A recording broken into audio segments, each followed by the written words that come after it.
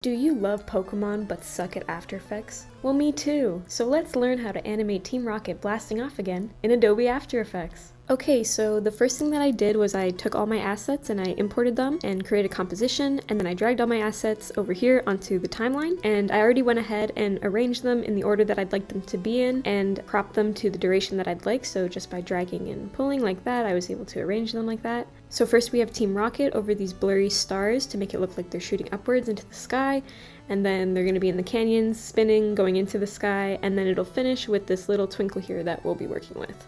The first thing that we'll be working on is the blurry star background, so I'm going to go ahead and make Team Rocket invisible. We're going to open this up, and then here we see we have all of our transforming settings that we will be used for keyframing. I've already adjusted the scale, so all we need to do is adjust the position. So the first thing you want to do is take your time indicator and move it right to where you want your animation to start, and then you're going to click the stopwatch to lock in that keyframe. And then from there you can adjust where you want the image to be placed at the beginning of your animation by dragging and pulling the number, or you can just grab right onto the picture here and manipulate it that way.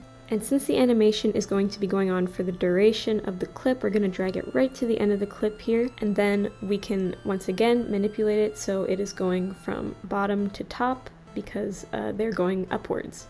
So for this part we don't need to animate anything, we're just going to be rotating the image again by dragging here and scaling it up, and then using the same steps as the blurry stars, we're just going to animate them from off screen at the bottom to off screen on top. And then when you're finished, it should look something like this. For the canyon scene, we're going to keyframe both position and scale from the top left and then down to fit the screen. Because the animation is going to end before the image is off screen, we're going to add an easy ease effect to our keyframe so it appears less static. Okay, this is where it gets crazy. I've already set scale and position keyframes right at the beginning of the clip here, but now we're going to also be adding a rotation keyframe. So once we have that starting point, we're going to drag it all the way to the end here and make our finishing point. And since we want full rotations, we don't have to edit the angle, but we do have to edit the number of times that they're going to rotate. Right beside the X here, I'm just going to put in 2, but you can put as many rotations as you want. And then from there, you're going to edit the position as usual and put the scale to 0 because you want them to disappear. And wow, look at them spin.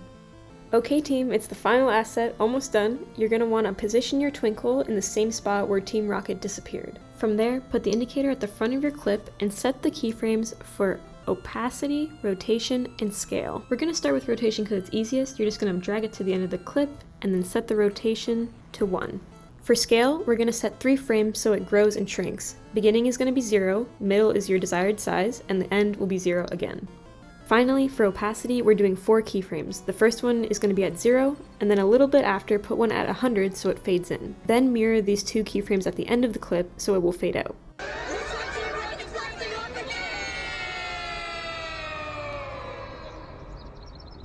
Thanks for watching. Hopefully you'll use these keyframing tips for something more productive.